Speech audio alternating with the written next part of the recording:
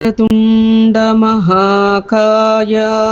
सूर्यकोटि समप्रभा निर्विघ्नं कुरु मे देव सर्वकार्येषु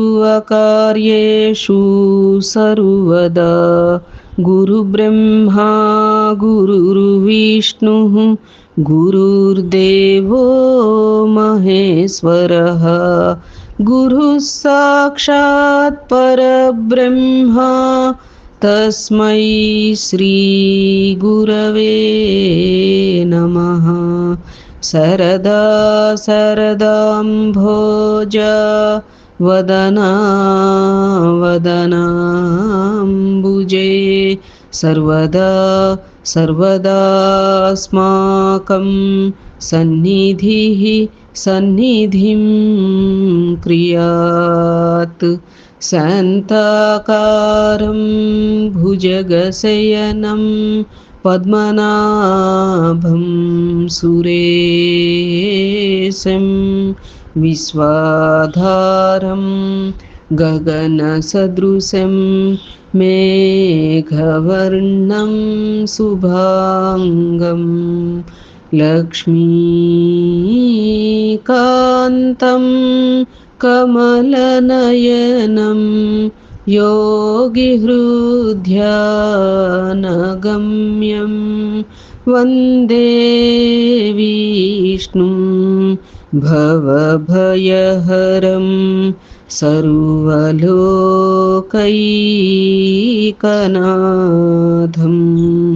ఓం గం గణపతయే నమః. సద్గురవే నమః. శ్రీ మహాసరస్వత్యై నమః. శ్రీలక్ష్మీనారాయణాభ్యాం నమః. మనము శ్రీమన్నారాయణీయం 37వ దశకానికి చేరుకున్నామమ్మా.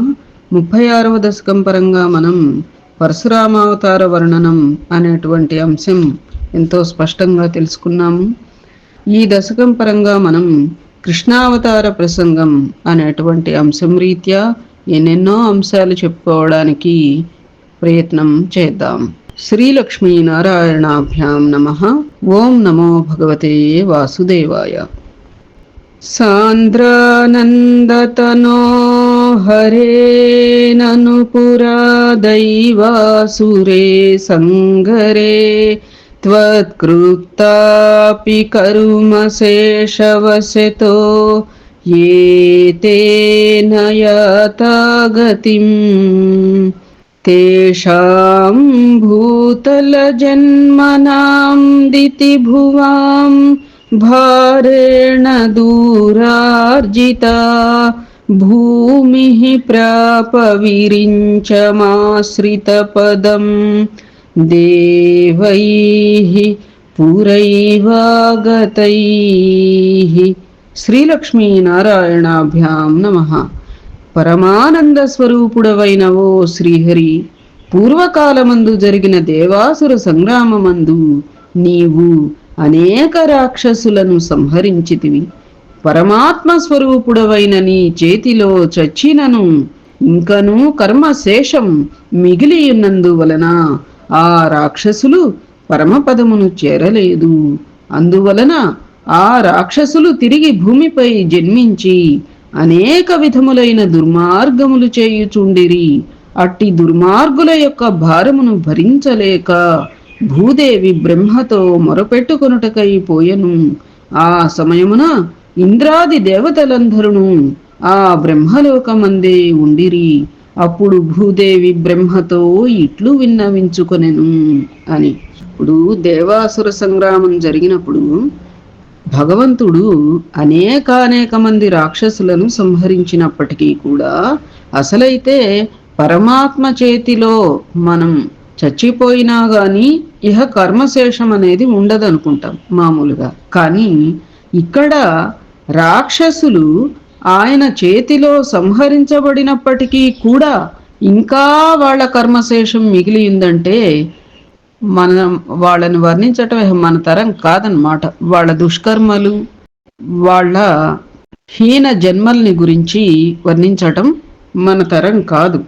అయితే అలాంటి కర్మశేషం మిగిలి ఉండి ఆ రాక్షసులు ఏం చేశారుట, భూమిపై జన్మించేశారు. జన్మించి వివిధములైనటువంటి దుర్మార్గములు చేయుచుండిరి. మనం అంటూ ఉంటాం చూడండి, నువ్వు అసలు మనిషివా రాక్షసుడివా అని చెప్పి కొంతమందిని విరక్తి వచ్చి అట్లా అట్లా మరి ఆ రాక్షసులంతా భూమిపై జన్మించి దుర్మార్గాలు చేస్తూ ఉన్నారట. అట్టి దుర్మార్గుల యొక్క భారాన్ని భరించలేక భూదేవి పాపం బ్రహ్మతో మొరపెట్టుకొనుటకైపోయెను. ఆ సమయమున ఇంద్రాది దేవతలందరూ ఆ బ్రహ్మలోకమునందే ఉండిరి. అప్పుడు భూదేవి బ్రహ్మతో ఇలా అన్నారుట. అమ్మ, ఈ శ్లోకం తదుపరి శ్లోకంలో వస్తుంది. శ్రీలక్ష్మీ నారాయణాభ్యాం నమః. हा हा दुर्जन भूरि भारमथितां पाथो निधौ पातुकां एतां पालय हन्त मे विवसतां सम्पृच्छ देवानिमान् इत्यादि प्रचुर प्रलाप विवसामालोक्य धाता महीम् देवानां वदनानि वीक्ष्य परितो दध्यौ भवन्तं हरे. శ్రీలక్ష్మీ నారాయణాభ్యాం నమః. బ్రహ్మదేవ, దుర్జనుల యొక్క భారమును భరించలేక నేను సముద్రమునందు మునిగిపోవుచున్నాను. స్వామి, దీనురాలినైన నన్ను రక్షింపుము. నా బాధ ఎట్టిదో ఈ దేవతలను కూడా అడిగి తెలుసుకొనుము. ఈ విధముగా దుఃఖించుచు బాధపడుచున్న భూదేవిని దేవతలను చూచి బ్రహ్మదేవుడు నిన్నొక మారు తన హృదయమున ధ్యానించెను. అది బ్రహ్మదేవుడితో భూదేవి పాపం ఇలా మొరపెట్టుకున్నారుట. బ్రహ్మదేవా, ఈ యొక్క దుర్జనుల భారాన్ని నేను భరించలేకపోతున్నాను. సముద్రంలో మునిగిపోతున్నాను. ఆ భారాన్ని భరించలేక దీనురాలనైన నన్ను రక్షించు తండ్రి. నా బాధ ఎటువంటిదో, నేను ఎంత బాధల్ని అనుభవిస్తున్నాను అనేది ఈ యొక్క దేవతలను కూడా అడుగు. నా బాధలకు వీళ్లే సాక్షి అని చెప్పన్నారుట. అలా దుఃఖించుచు బాధపడుతున్న భూదేవిని దేవతలను చూచి బ్రహ్మదేవుడు తన యొక్క హృదయమునందు ఆ యొక్క శ్రీ మహావిష్ణువుని ధ్యానించారుట. అమ్మ, శ్రీలక్ష్మీ నారాయణాభ్యాం నమః. ఊచే చాంబుజ భూరమూనయి సురాః సత్యం ధరిత్ర్యా వచః నన్వస్యా భవతాం చ రక్షణ విధౌ దక్షో హి లక్ష్మీపతిః సర్వే సర్వపురస్సరావయమితో గత్వా పయోవారిధిం నత్వా తం స్తుమహే జవాదితి యయుః సాకం తవాకేతనం. శ్రీలక్ష్మీ నారాయణాభ్యాం నమః. బ్రహ్మదేవుడు దేవతలతో, ఓ దేవతలారా, భూదేవి మాటలు యథార్థములు. శ్రీమన్నారాయణమూర్తి మాత్రమే మిమ్ము మరియు భూదేవిని రక్షించును. కావున మనమందరము శంకరునితో కలిసి క్షీరసముద్రమునకు పోయి అచ్చట ఉన్న శ్రీ మహావిష్ణువునకు నమస్కరించి స్తుతి చేయుదము అని అనగా, దేవతలందరూ భూదేవితో కలిసి నీ నివాసమైన వైకుంఠమునకు బయలుదేరిరి స్వామి అని. అప్పుడు భూదేవి యొక్క మొరవిని బ్రహ్మదేవుడు హృదయంలో శ్రీ మహావిష్ణువుని ధ్యానం చేసుకుని దేవతలతో ఇలా అన్నారుట. భూదేవి మాటలన్నీ యథార్థములు. ఈ పరిస్థితుల్లో శ్రీమన్నారాయణుడు మాత్రమే మిమ్మల్ని భూదేవిని రక్షించును. కాబట్టి ఇహ ఆలస్యం చేయకుండా మనమందరము కలిసి ముందరిగా కైలాసానికి వెళ్ళి శంకరునితో కలిసి క్షీరసముద్రం అంటే వైకుంఠానికి పోయి అచట ఉన్న శ్రీ మహావిష్ణువునకు నమస్కరించి స్తుతి చేయుదుము పదండి అని చెప్పన్నారుట. అమ్మ, శ్రీలక్ష్మీ నారాయణాభ్యాం నమః. తే ముగ్ధానిలశాలి దుగ్ధ జలధే స్థిరం గతాః సంగతాః యావత్వత్పద చింతనైక మనసః తావత్ సపాథో జభూః त्वद्वाचं हृदये निशम्य सकलानानन्दयन्नोचिवान् आख्यातः परमात्मना स्वयमहं वाक्यं तदा कर्ण्यताम्. శ్రీలక్ష్మీనారాయణాభ్యాం నమః. స్వామి, దేవతలందరూ భూదేవితో కలిసి క్షీరసముద్ర తీరమునకు చేరిరి. ఆ క్షీరసముద్రముపై నుండి చల్లని మందమారుతములు వీచుచుండెను. అచ్చట దేవతలందరూ కలిసి నీ చరణ పద్మములను ధ్యానింపసాగిరి. అప్పుడు బ్రహ్మదేవుని మనస్సులో నీ మాటలు వినిపించినవి. అందువలన బ్రహ్మదేవుడు పరమాత్మ తనకు స్వయముగా వినిపించిన మాటలను దేవతలకు ఈ విధముగా వివరింపసాగినాడు అని. దేవతలందరూ కలిసి భూదేవిని కూడా కలుపుకుని వైకుంఠానికి క్షీరసముద్ర తీరానికి చేరారుట. ఆ క్షీరసముద్రముపై నుండి చక్కని చల్లని మందమారుతములు పిల్లవాయువులలా చక్కగా వీస్తున్నాయట. అచ్చట దేవతలందరూ కలిసి ఆ యొక్క పరమాత్ముని యొక్క చరణ పద్మములను ధ్యానిస్తూ ఉన్నారుట. ఆ సమయంలో బ్రహ్మదేవుని మనస్సులో ఆ పరమాత్ముని యొక్క మాటలు వినిపించాయట. ఇందాక హృదయంలో ధ్యానించుకున్నారు కదా శ్రీ మహావిష్ణువుని, అట్లాగే ఆయన హృదయంలోనే ఆ సమస్యకు పరిష్కారం రీత్యా మాటలు వినిపించి ఉంటాయి కదూ. అందువలన బ్రహ్మదేవుడు పరమాత్మ తనకు స్వయముగా వినిపించిన మాటలను దేవతలకు ఈ విధంగా చెప్పసాగారుట. తదుపరి శ్లోకంలో వస్తుందమ్మా. శ్రీలక్ష్మీనారాయణాభ్యాం నమః. జానే దీన దశామహం దివిషదాం భూమేశ్చ భీమైః అనుకోవచ్చు ఇట్లా. తత్క్షేపాయ భవామి యాదవకులే సోహం సమగ్రాత్మనా దేవా వృష్ణికులే భవంతు కలయా దేవాంగనాశ్చావనౌ మత్సేవార్ధమితి త్వదీయవచనం పాథోజభూరుచివాన్.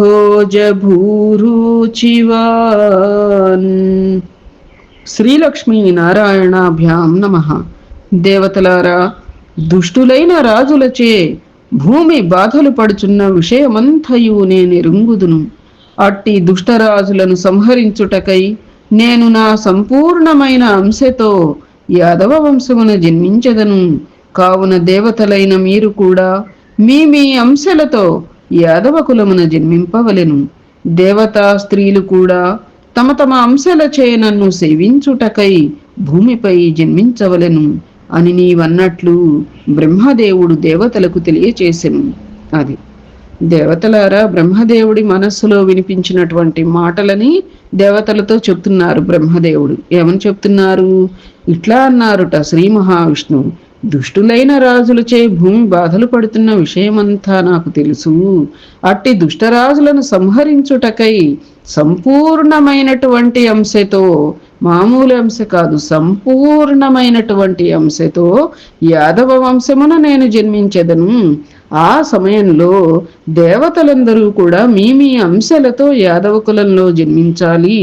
దేవతా స్త్రీలు కూడా తమ తమ అంశలచే, అంటే గోపికలయ్యి ఉంటారు, నన్ను సేవించుటకై భూమిపై జన్మించవలెను అని నీవు అన్నట్లుగా, అంటే విష్ణుమూర్తి అన్నట్లుగా బ్రహ్మదేవుడు దేవతలకు తెలియచేసెను అని. శ్రీలక్ష్మీనారాయణాభ్యాం నమః.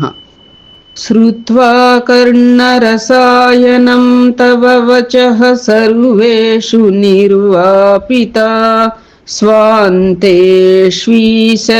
గతేషు తావక కృపా పీయూష తృప్తాత్మసు విఖ్యాతే మధురాపురే కిల భవత్సాన్నిధ్య పుణ్యోత్తరే ధన్యాం దేవకనందనాముదవహత్ రాజా ససూరాత్మజః.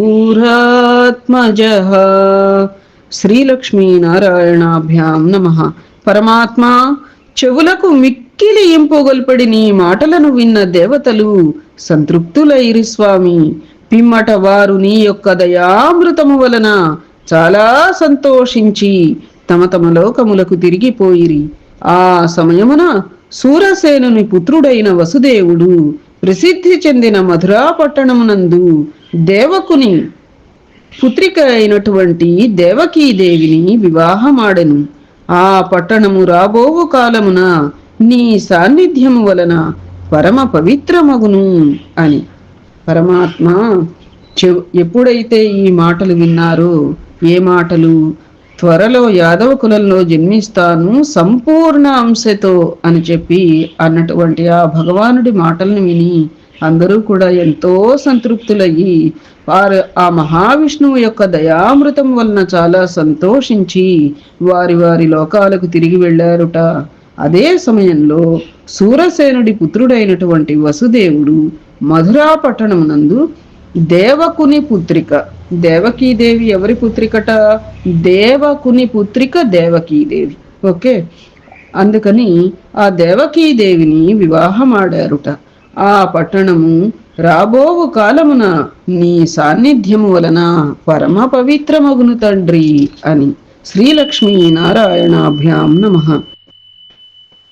ఉద్వాహావసితౌ తదీయ సహజః కంసోథ సమ్మానయన్ ఏతౌ సూతతయా గతః పథిరథే వ్యోమోత్థయా త్వద్గిరా అస్యాస్త్వామతి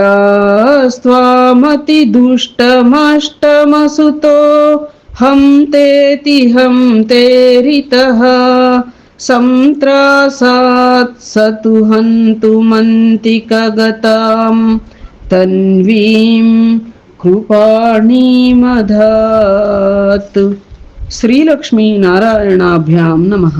ప్రభు, దేవకీ వసుదేవుల వివాహానంతరం దేవకీదేవి సోదరుడైన కంసుడు ఆ వధూవరులను గౌరవించుచు తానే స్వయముగా రథమును నడిపించుచుండెను.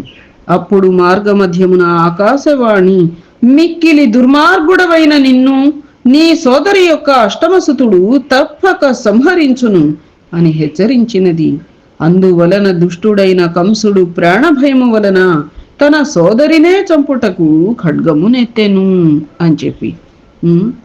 అసలు కంసుడు మొదట చాలా ఆపేక్షగా ఉండేవాడమ్మ దేవకీదేవి మీద.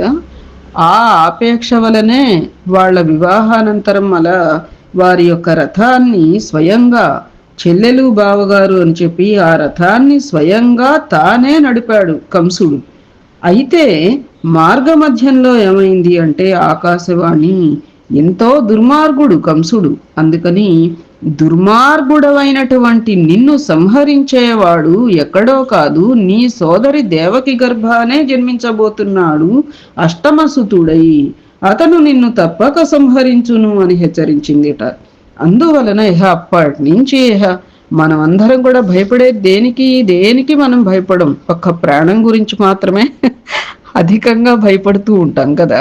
అట్లాగే ఆ కంసుడు కూడా ప్రాణ భయం వలన తన సోదరినే చంపుటకు, అంటే ఆవిడనే చంపేస్తే ఇంకా పిల్లలు ఎక్కడి నుంచి అనేటువంటి అజ్ఞాన చింతన అన్నమాట. అందువలన ఆ సోదరినే చంపుటకు ఖడ్గం ఎత్తాడుట. నవవధు ఆవిడ్ని చంపటానికి ఖడ్గం ఎత్తాడుట. శ్రీలక్ష్మీ నారాయణాభ్యాం నమః. గృహ్ణానశ్చికురేషు తాం ఖలమతిః సౌరేశ్చిరం సాంత్వనైః నో ముంచన్ పునరాత్మజార్పణగిరా ప్రీతోథయాతో గృహాన్ ఆద్యం త్వత్సహజం తథార్పితమపి స్నేహేన నాహన్నసౌ దుష్టానామపి దేవా పుష్టకరుణా దుష్టా హి ధీరే కదా. శ్రీలక్ష్మీ నారాయణాభ్యాం నమః. పరమాత్మ, మహా దుర్మార్గుడైన కంసుడు తన సోదరి యొక్క జుట్టు పట్టి చంపబోవుచుండగా వసుదేవుడు అతనిని చాలా అనునయించెను. అయినను అతడు తన సోదరి జుట్టును విడవలేదు. అప్పుడు వసుదేవుడు తమకు కలిగిన పుత్రులను అతనికి సమర్పింతునని వాగ్దానం చేసినందువలన కంసుడు నిర్విచారముగా తన ఇంటికి పోయెను. తరువాత కొంతకాలమునకు దేవకీదేవికి పుత్రుడు కలిగెను. తమ తొలి సంతానమును వసుదేవుడు కంసున కర్పింపబోగా అతడు తన సోదరిపై గల ప్రేమతో దయతో ఆ శిశువును చంపకుండా వదిలిపెట్టెను. పరమేశ్వర, దుర్మార్గుల యొక్క దుష్టబుద్ధి కూడా ఒకప్పుడు దయ కలిగి ఉండును కదా అని చెప్పి శ్రీలక్ష్మీ నారాయణాభ్యాం నమః. మహా దుర్మార్గుడైనటువంటి కంసుడు తన సోదరి యొక్క ఇందాక చెప్పుకున్నట్లుగా ప్రాణభీతితో తన సోదరి యొక్క అంటే ఆవిడ అష్టమ గర్భంలో పుట్టేటువంటి వాడు తనను సంహరిస్తాడు అని మాట వినేటప్పటికీ భయభ్రాంతుడయ్య దేవకీదేవినే సంహరించేస్తే సరిపోతుంది అన్నట్లుగా ఆవిడ జుట్టు పట్టుకుని సంహరించబోతూ ఉంటే వసుదేవుడు అతనిని చాలా అనునయించాడుట. వసుదేవుడు ఎంత శాంత స్వభావుడమ్మా, అయినను కూడా జుట్టు విడిచిపెట్టలేదుట, సోదరి జుట్టును విడవలేదు. అప్పుడు వసుదేవుడు ఏమన్నారుట, తమకు కలిగినటువంటి పుత్రులందరినీ కూడా తీసుకువచ్చి ఆ కంసుడికే సమర్పిస్తాను అని చెప్పాక అప్పుడు నిర్విచారంగా ఇంటికి రాజ్యానికి వెళ్ళాడుట. అయితే కొంతకాలం తరువాత దేవకీదేవికి ప్రథమ పుత్రుడు కలిగాడు, ప్రథమ సంతానం. అయితే ఆ పుత్రుణ్ణి తీసుకుని వెళ్ళి వసుదేవుడు కంసుడికి ఇయ్యబోయేటప్పటికీ వెంటనే ఆ శిశువుని చూసి తన సోదరి జ్ఞాపకం వచ్చింది గావులు. అలాంటి వాడు కూడా సోదరిపై గల ప్రేమతో దయతో ఆ శిశువుని చంపకుండా వదిలిపెట్టాట. అప్పుడు ఇక్కడ అంటున్నారు, అందుకని పరమేశ్వర, దుర్మార్గుల యొక్క దుష్టబుద్ధి కూడా ఒక్కొక్కప్పుడు దయ కలిగి ఉండును గదా అని చెప్పి అదేమ్మా. శ్రీలక్ష్మీ నారాయణాభ్యాం నమః. తావత్వన్మనసైవ నారదమునిః ప్రోచే స భోజేశ్వరం యూయం నన్వసురాః సురాశ్చ యదవో జానాసి కిం న ప్రభో మాయావీ సహరిర్భవద్వధ కృతే భావీసుర ప్రార్థనాత్ ఈత్యాకర్ణ్య యదూనదూధునదసౌ సౌరేశ్చ సూనూనహన్. శ్రీలక్ష్మీ నారాయణాభ్యాం నమః. ప్రభు, అప్పుడు నీ సంకల్పము వలన ప్రేరేపించబడిన నారద మహర్షి కంసుని దగ్గరకు పోయి, కంస, మీ వారందరూ రాక్షసాంశ వలన జన్మించిన వారు, యాదవులందరూ దేవతల యొక్క అంశ వలన ఉద్భవించినారు. ఈ విషయమును ఎరుగవా? దేవతల యొక్క ప్రార్థనను అనుసరించి మాయావి అయిన శ్రీహరి నిన్ను చంపుటకై యదువంశమున తప్పక జన్మించును అని అనెను. ఆ మాటలు విన్న కంసుడు కోపముతో యాదవులనందరినీ బెదిరించుచు వసుదేవుని పుత్రులనందరినీ నిర్దాక్షిణ్యముగా సంహరించెను. సాయిరాం. అయితే ఇందాక ప్రథమ పుత్రుడిని ఆ యొక్క సోదరిపై ప్రేమతోనూ దయతోనూ చంపకుండా వదిలిపెట్టాడు కదా. ఆ వెంటనే అప్పుడు నారాయణమూర్తి ఏం చేశారుట, నారద మహర్షి కంసుడి దగ్గరకు పోయి కంసుడితో ఇలా మాటలాడటానికి ప్రేరేపించారుట. చూడండి, ఎందుకంటే అది భగవానుడి సంకల్పం అన్నమాట అట్లా. అందుకని అప్పుడు నారదుల వారు వచ్చామన్నారుట, కంస, మీ వాళ్ళంతానేమో రాక్షసాంశ వలన జన్మించారు, యాదవులందరూనేమో దేవతల యొక్క అంశ. ఈ విషయం నీకు తెలుసు కదా. దేవతల యొక్క ప్రార్థన అనుసరించి మాయావి అయినటువంటి శ్రీహరి తప్పకుండా నిన్ను సంహరించడానికి యదువంశంలో జన్మిస్తారు అని చెప్పేటప్పటికి కోపంతో యాదవులందరినీ బెదిరించేస్తూ వసుదేవుని యొక్క పుత్రులందరినీ కూడా నిర్దాక్షిణ్యంగా సంహరించేశాడనమాట. ఆ మాట వినేటప్పటికీ మొత్తం అందరినీ కూడా సంహరించేశాడుట పుత్రుల్ని. అది నిజంగా నారద మహర్షి అక్కడ పాపాన్ని ఏంటి అంటే వాళ్ళకి పాపం పండాలి కదా, దుర్మార్గులకి. పాపం పండేదాకా మరి ఉపేక్ష భగవంతుడు కూడా కొంతకాలం ఉపేక్షిస్తాడు. ఇంకా డిలే అయిపోతుంది అనుకో, అప్పుడు ఏం చేస్తారు? ఇదిగో ఇలా నారద మహర్షి వంటి వారిని పంపించి వారికి ఇంకా ఇంకా పాపిష్టి ఆలోచనలు కలగజేసి తద్వారా పాపం పండించి ఒకేసారి శత్రు సంహారం చేసేస్తారనమాట. అర్థమైందా? అప్పుడు ఆ రోజు మనం గత అవతారంలో హిరణ్యకశిపుడి వృత్తాంతం కూడా చెప్పుకున్నాం కదా అమ్మ. 25వ దశకంలో నృసింహ అవతార వర్ణనం చెప్పుకున్నాం కదా. అయితే హిరణ్యకశిపుడు ప్రహ్లాదుడిని ఎన్ని బాధలు పెడుతున్నా కూడా ప్రహ్లాదుడు మరణించటం లేదేమిటా అని చెప్పి ఇట్లా అనుకుంటున్న తరుణంలో కూడా అప్పుడు నారదుల వారు ఏమంటారు, ఒకసారి వచ్చి అప్పుడు కూడా బహుశా విష్ణుమూర్తి ప్రేరణతో, విష్ణుమూర్తి సంకల్పంతో ఆ యొక్క ప్రేరణ మహర్షుల వారికి కలిగి వచ్చి ఉండవచ్చు. ఇక్కడ దీన్ని చదివిన బట్టించి అట్లా కూడా మనం ఆలోచిస్తే అక్కడ ఏమనేవారు, ఏమిటి నీ సేవకులు ఆ పిల్లవాడు పసిపిల్లాడని చెప్పి సరిగా నువ్వు విధించినటువంటి ఆజ్ఞలు సరిగా నిర్వర్తించడం లేదేమో, ఏనుగులతో తొక్కిస్తే అసలు ఎక్కడన్నా ఎవరన్నా బతుకుతారా, ఖడ్గంతో ఇది చేస్తే అసలు ఇది కాకుండా సంహరించబడకుండా ఉంటారా, అందుకని సముద్రంలో పారేయించి చూడు పోని, లేదు అని అంటే ఈసారి అసలు నీ చేత్తో నువ్వే విషమించి చూడు అని చెప్పి ఇలా ఇలా సలహాలు ఇప్పించి ఆ యొక్క పాపం పండించి సంహరించేటట్లు చేశారు కదా. అట్లా పాపం అనేది పండాలి. అదేమ్మా. శ్రీలక్ష్మీ నారాయణాభ్యాం నమః. ప్రాప్తే సప్తమగర్భతా మహిపతౌ త్వత్ప్రేరణాన్మాయయా నీతే మాధవ రోహిణీం త్వమపి భోః సచ్చిత్ సుఖైకాత్మకః దేవక్యా జఠరం వివేసిత విభో సంస్తూయమానసురైః సత్వం కృష్ణ విధూయ రోగపటలీం భక్తిం పరాం దేహి మే దేహి మే దేహి మే అని అర్థిద్దాం. మనందరికీ భక్తి కావాలి కదా అమ్మ. అది శ్రీలక్ష్మీ నారాయణాభ్యాం నమః. మాధవ, దేవకీదేవి క్రమముగా శేషాంశమునున్న 7వ గర్భమును ధరించినది. అప్పుడు నీ ప్రేరణ వలన ఆ గర్భము రోహిణీదేవికి సంక్రమించినది. పిమ్మట సచ్చిదానంద స్వరూపుడవైన నీవును దేవకీదేవి గర్భమున ప్రవేశించితివి. అప్పుడు దేవతలు అందరూ నిన్ను ప్రస్తుతించిరి.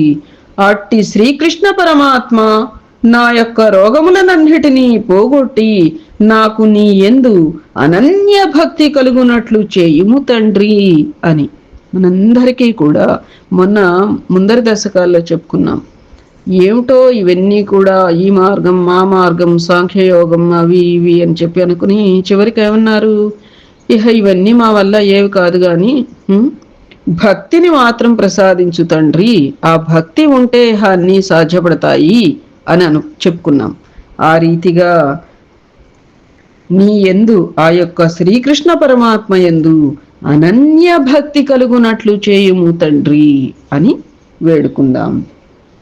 ఇక్కడ ఏమంటున్నారు, దేవకీదేవి 7వ గర్భాన్ని ధరించారు. అయితే ఆ భగవంతుడి ప్రేరణ వలన ఆ గర్భం రోహిణీదేవికి సంక్రమిస్తుంది కదా.